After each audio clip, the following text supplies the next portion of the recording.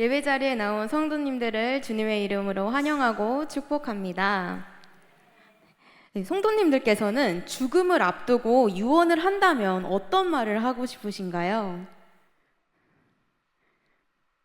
생각해 본 적이 있으신가요? 어떤 말 하고 싶으세요? 네?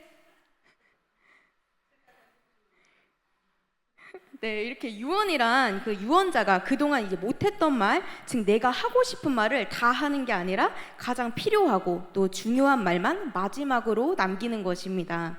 오늘 읽은 이 디모데후서는 바울이 죽음을 앞두고 쓴 옥중 서신 중 가장 마지막 서신으로 이 사도 바울의 유언장과도 같은 서신입니다.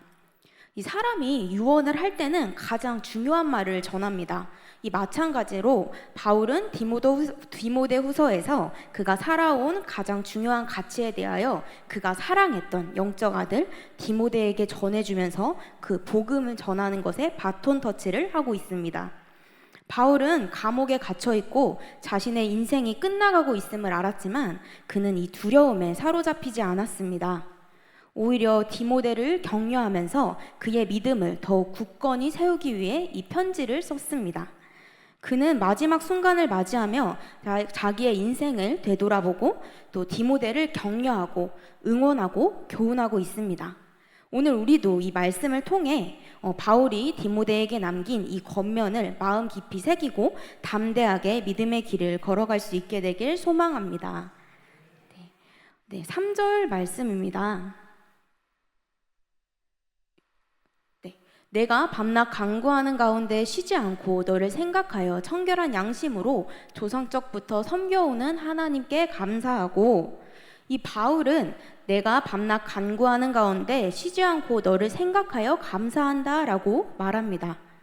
이렇게 바울은 디모데를 위해서 항상 기도하면서 그를 생각하고 있었습니다. 이는 이 바울이 디모데에게 얼마나 깊은 사랑과 신뢰를 가지고 있었는가를 보여줍니다. 바울은 디모데의 믿음을 위한 기도를 끊임없이 드렸습니다. 그는 이 디모데가 하나님 안에서 굳건히 서기를 바랬고 이를 위해 기도하고 또 중보했습니다. 우리도 그래야 합니다. 우리 주변의 신앙의 동역자들, 또 가족들, 그리고 교회 공동체를 위해 기도를 하는 것은 매우 중요합니다. 기도는 이 단순한 의무가 아닙니다. 기도는 우리가 서로에게 힘을 주고 또 격려해 줄 수 있는 강력한 수단이기도 합니다. 이렇게 바울의 기도는 디모데에게 힘이 되었을 것이고 우리 역시 서로를 위해 기도함으로써 신앙의 여정에서 서로를 도와줄 수 있습니다. 이렇게 누군가 나를 위해 기도해 주고 있다는 것을 통해 우리는 큰 위로와 용기를 얻게 됩니다. 제가 어렸을 때 이 극동방송 라디오를 통해 한 찬양을 듣게 되었습니다. 그 곡은 누군가 널 위해 기도하네 라는 찬양이었는데 다 알고 계시죠? 네, 그 찬양의 가사는 이렇습니다. 당신이 지쳐서 기도할 수 없고 눈물이 빗물처럼 흘러내릴 때 주님은 아시네 당신의 약함을 또 사랑으로 돌봐주시네. 누군가 널 위하여 누군가 기도하네. 내가 홀로 외로워서 마음이 무너질 때 누군가 날 위해 기도하네. 이 찬양 가사가 정말 제 마음속 깊이 박혔습니다. 누군가 널 위하여 기도하네. 우리의 연약함을 알고 기도해 준다고 합니다. 이 찬양은 저에게 지금도 제가 정말 지치고 힘이 들 때 저에게 많은 위로를 주고 있습니다. 또 이렇게 사람의 기도뿐만 아니라 성령님께서도 우리의 연약함을 아시고 우리를 위하여 간구하신다고 말합니다. 로마서 8장 26절 말씀입니다. 네, 이와 같이 성령도 우리의 연약함을 도우시나니 우리는 마땅히 기도할 바를 알지 못하나 오직 성령이 말할 수 없는 탄식으로 우리를 위하여 친히 간구하시느니라. 아멘. 성령께서 우리의 약함을 도와주신다고 합니다. 우리는 어떻게 기도해야 할지도 알지 못하지만 성령이 말할 수 없는 탄식으로 우리를 대신해서 간구해 주신다라고 말합니다. 이렇게 바울이 디모데를 위해 쉼없이 기도했던 것처럼 기도는 우리의 신앙을 강화하고 또 서로를 위한 중보 기도를 통해 하나님께서 역사하시는 놀라운 은혜를 경험하게 됩니다. 그렇게 우리도 이 누군가를 위해 기도하고 그들의 믿음이 자라도록 돕는 믿음의 동역자가 되어야 합니다. 네, 오늘 본문 4절, 5절 말씀에서 바울은 디모데의 눈물을 기억하며 그가 가진 믿음을 칭찬합니다. 내 속에 있는 거짓 없는 믿음을 생각한다 라고 이야기합니다. 이 믿음은 디모데의 외할머니 로이스와 어머니 유니게로부터 물려받은 신실한 믿음이었습니다. 또 디모데후서 3장을 통해 이 디모데의 성장 배경에 대해 우리는 더 자세히 알 수 있습니다. 3장 14절에서 17절까지의 말씀입니다. 그러나 너는 배우고 확신한 일에 거하라. 너는 내가 누구에게서 배운 것을 알며 또 어려서부터 성경을 알았나니 성경은 능히 너로 하여금 그리스도 예수 안에 있는 믿음으로 말미암아 구원에 이르는 지혜가 있게 하느니라. 모든 성경은 하나님의 감동으로 된 것으로 교훈과 책망과 바르게 함과 의로 교육하기에 유익하니 이는 하나님의 사람으로 온전하게 하며 모든 선한 일을 행할 능력을 갖추게 하려 함이라. 이렇게 디모데가 어려서부터 성경을 알 수 있도록 가르친 것은 어머니 유니게와 외할머니 로이스였을 것입니다. 하나님께서는 그들의 가르침과 이 증인된 삶을 통해서 이 디모데가 믿음으로 구원에 이를 수 있도록 이끌어 주셨습니다. 이 바울은 디모데가 이 외할머니와 어머니가 가졌던 진실된 믿음을 가지고 자신의 두려움과 이 염려를 이겨내고 하나님을 신뢰하며 인내하여 하나님을 열심히 또 성실히 섬길 것을 촉구했습니다. 디모데는 이 어머니와 할머니로부터 받은 믿음의 유산을 가지고 있었고 그 믿음은 그의 삶 속에서도 여전히 강하게 살아 있었습니다. 이런 것들이 되게 세상의 눈으로 봤을 때 화려하고 대단한 사람이기보다 그렇게 안 보일 수도 있어도 이 자녀들과 또 손주들을 주님 안에서 믿음으로 가르치고 양육하고 또 그리스도 안에서 신실한 믿음의 삶을 사는 것을 우리는 절대로 과소평가를 해서는 안 됩니다. 왜냐하면 이것은 다음 세대에게 가장 위대한 유산인 믿음의 유산을 남겨주는 것이기 때문입니다. 네, 이 아브라함 링컨은 인디아나주의 시골에서 태어났습니다. 어린 시절 몹시 가난했던 그는 이 어머니로부터 글과 성경을 배웠습니다. 링컨은 이 어머니의 가르침 가운데 자랐는데 어머니의 지식과 성품과 신앙과 사랑이 그의 어린 시절 그가 받았던 최대의 교육이었습니다. 그러나 불행하게도 링컨이 11살이 되던 해에 어머니는 갑자기 세상을 떠나게 되었습니다. 임종이 가까워오자 사랑하는 어머니는 이 링컨의 손을 꼭 잡고 이렇게 말했다고 합니다. 네. 얘야, 나는 너를 두고 하나님 앞으로 먼저 간다. 나는 너에게 좋은 집도 좋은 땅도 많은 재산도 물려주지 못한다. 그러나 나는 내게 이 성경책 한 권을 유일한 유산으로 주고 간다. 너는 한평생 이 가운데 있는 말씀으로 보배를 삼고 재산을 삼고 양식을 삼아 이 교훈대로 나가거라. 그러면 네 길이 형통할 거다 라고 해주셨다 합니다. 어머니는 이 말을 하고 숨을 거두셨습니다. 링컨은 이 어머니의 유언대로 성경을 애독하며 그 교훈대로 살기에 힘썼고 마침내 미국의 16대 대통령으로 당선돼서 이 흑인들을 노예제도로부터 해방시키는 큰 일을 해낼 수 있었습니다. 그는 대통령이 된 후 이렇게 말했습니다. 나는 어머니의 기도를 기억한다. 그 기도는 항상 나를 따라다녔고 평생 나와 함께했다고 고백했습니다. 이렇게 우리가 받은 믿음은 우리의 것이 아니며 우리가 다른 사람들에게 전해져야 할 소중한 유산입니다. 믿음의 유산은 단지 이 가정에서만 전수되는 것은 아닙니다. 교회 공동체 안에서도 신앙의 선배들이 후배들에게 믿음을 전하고 또 믿음의 본을 보여주어야 합니다. 그렇다면 이 거짓 없는 믿음이란 무엇일까요? 5절에 이 거짓이 없는 믿음이라는 말은 예수님께서 바리새인에게 즐겨 사용하던 말입니다. 즉 위선자, 외식하는 자입니다. 그러므로 거짓이 없다라는 말은 외식하지 않는 신앙생활, 또 위선적이지 않는 신앙생활을 의미합니다. 디모데의 믿음은 성경 공부의 영향도 있었지만 부모님이 보여주셨던 삶의 모범의 영향이 컸습니다. 위선과 외식이 없는 믿음의 본이었습니다. 이렇게 디모데가 외할머니와 어머니로부터 받은 믿음을 지키고 성장했듯이 우리도 이 자녀들과 다음 세대에게 거짓 없는 믿음을 전해주어야 합니다. 사무엘의 어머니 한나는 이 자녀를 간절히 원했으나 오랫동안 임신하지 못했었습니다.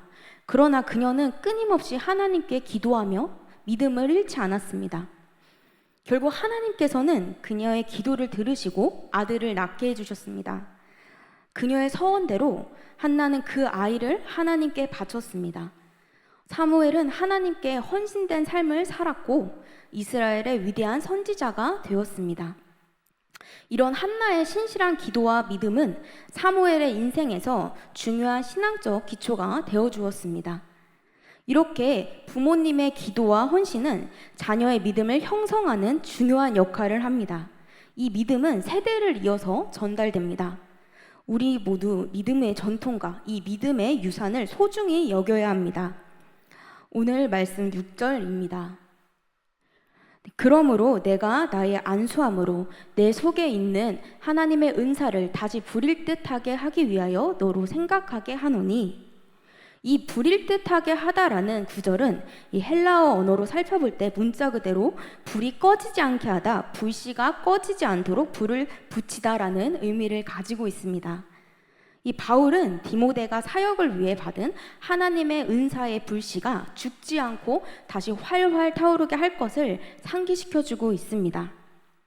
이 말씀을 통해서 우리가 짐작해 볼 수 있는 것은 이 바울의 투옥과 에베소 교회에 처한 여러 가지 어려움으로 인해 이 복음을 전파하고자 하는 디모데의 열정과 헌신이 조금 약화된 것으로 보인다는 것입니다. 디모데후서 안에는 이 디모데가 겪고 있었던 어려움 중 크게 두 가지 문제가 기록되어 있는데, 이 첫 번째는 소아시아에 위치한 교회들이 집단으로 이 바울을 등지는 현상이 일어나게 된 것입니다. 이 바울과 같은 무리가 되면 로마 정부의 극심한 핍박을 받을까 하는 두려움 때문에 이 바울이 전한 복음으로 그들은 큰 도움을 받았음에도 불구하고 바울과의 연을 끊게 된 것입니다.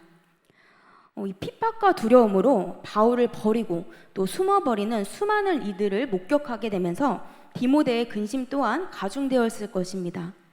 또 두 번째는 디모데 전서에 기록된 이단 사상이 끈질기게 이 에베소 교회를 어지럽히고 있었습니다. 이러한 문제들로 인한 두려움 때문에 말씀을 전파함으로 하나님을 섬기고자 했던 디모데는 방해를 받고 있었습니다.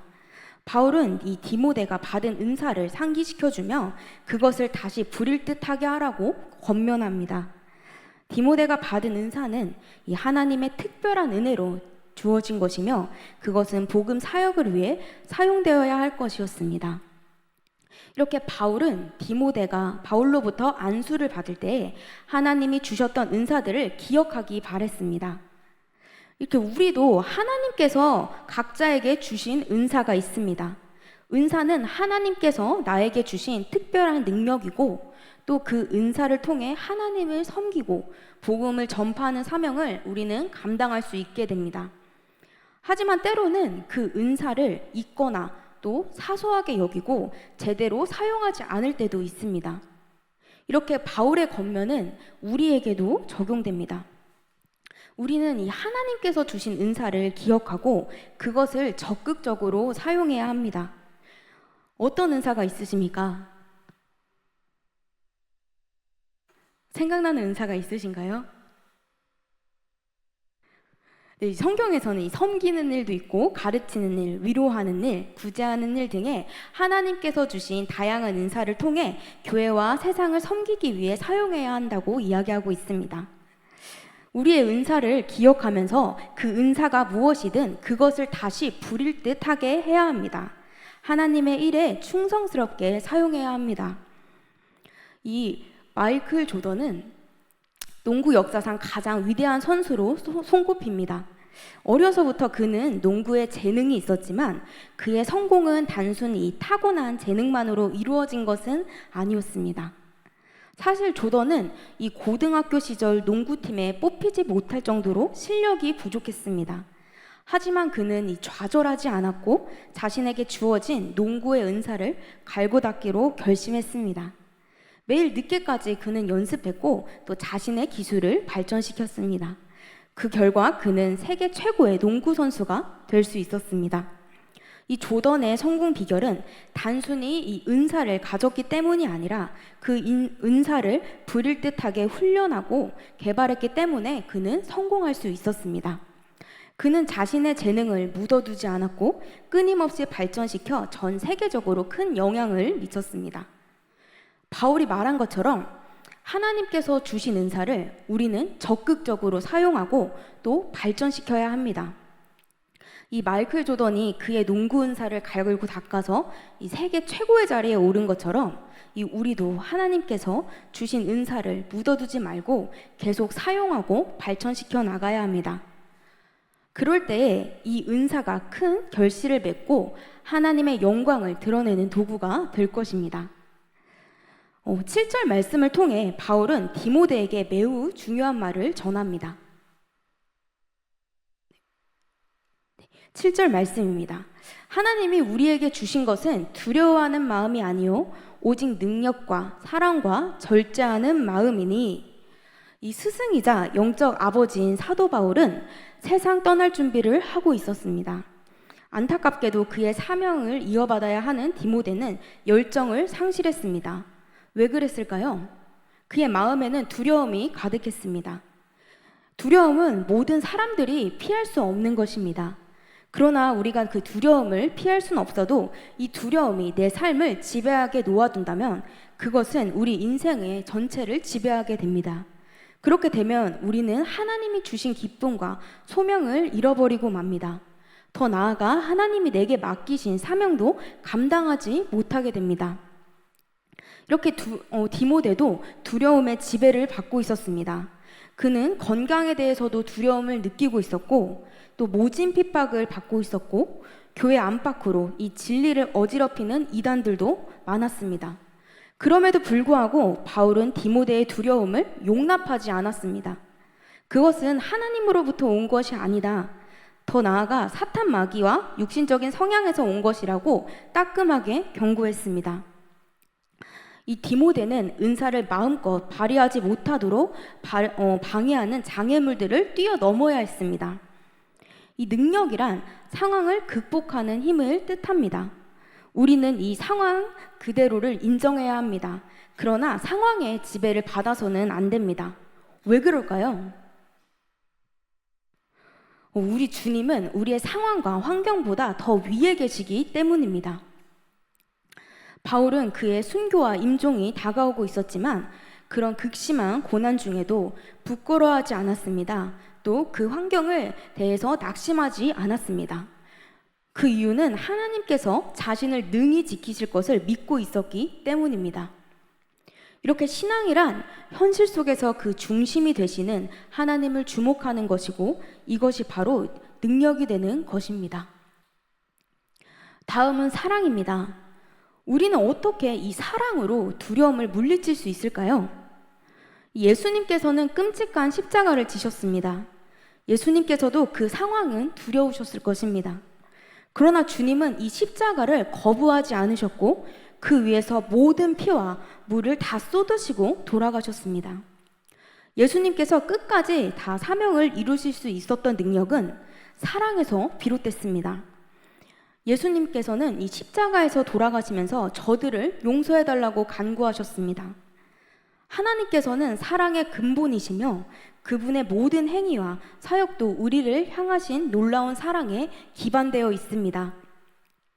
우리에게 능력이 없다고 할지라도 그 안에 사랑이 있다면 우리는 열매를 맺을 수 있습니다.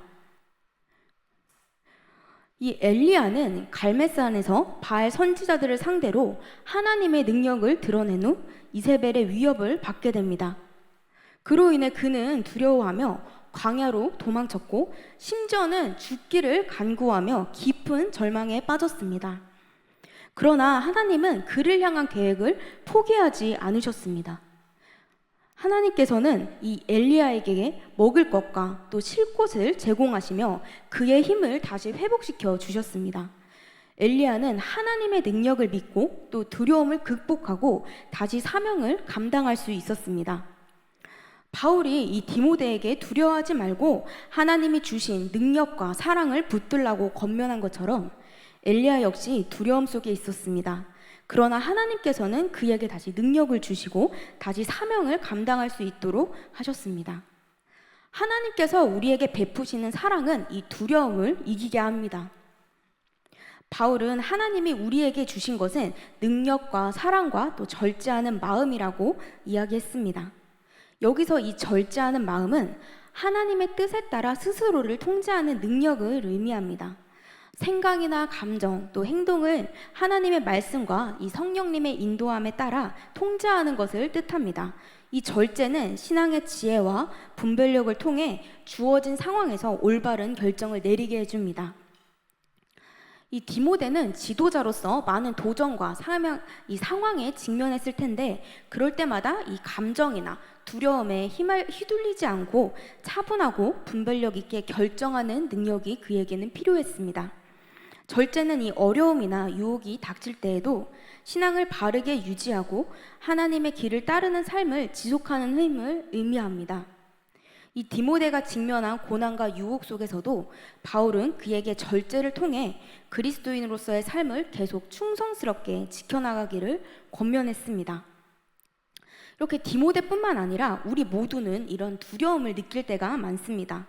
우리가 새로운 일에 도전을 하게 될 때 또는 우리가 복음을 전파할 때도 또 여러 가지 어려움에 직면했을 때 등 우리는 종종 이 두려움에 빠지곤 합니다.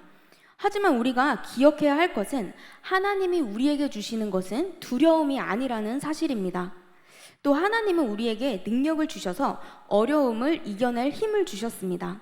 또한 사랑을 주셔서 우리가 이웃을 사랑하고 그들을 섬기고 또 복음을 전파할 수 있게 해주셨습니다. 이렇게 마지막으로 절제의 영을 주셔서 우리의 마음과 행동을 하나님의 뜻에 따라 나아갈 수 있도록 도와주셨습니다. 오늘 이렇게 우리는 바울의 편지를 통해 디모데를 향한 권면의 말씀을 살펴보았습니다. 바울은 디모데에게 두려움을 버리고 하나님께서 주신 은사를 다시 부릴 듯하게 하며 능력과 사랑과 절제의 마음을 가지고 복음의 사역을 감당하라고 권면했습니다.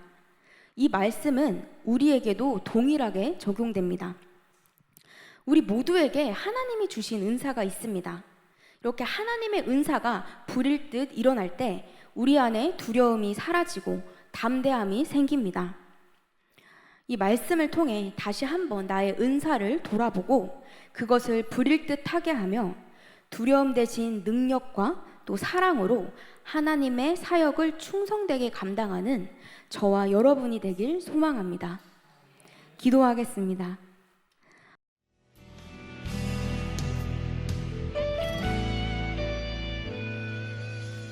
주님 말씀하시면 내가 나가리다. 주님 뜻이 아니면 내가 멈춰서리다. 나의 가고 서는 것 주님 뜻에 있으니 오 주님 나를 이끄소서. 주님 말씀하시면 내가 나가리다. 주님 뜻이 아니면 내가 멈춰서리다. 나의 가고 서는 것 주님 뜻에 있으니 오 주님 나를 이끄소서. 뜻하신 그곳에 나 있기 원합니다. 이끄시는 대로 순종하며 살리니 연약한 내 영혼 통하여 일하소서. 주님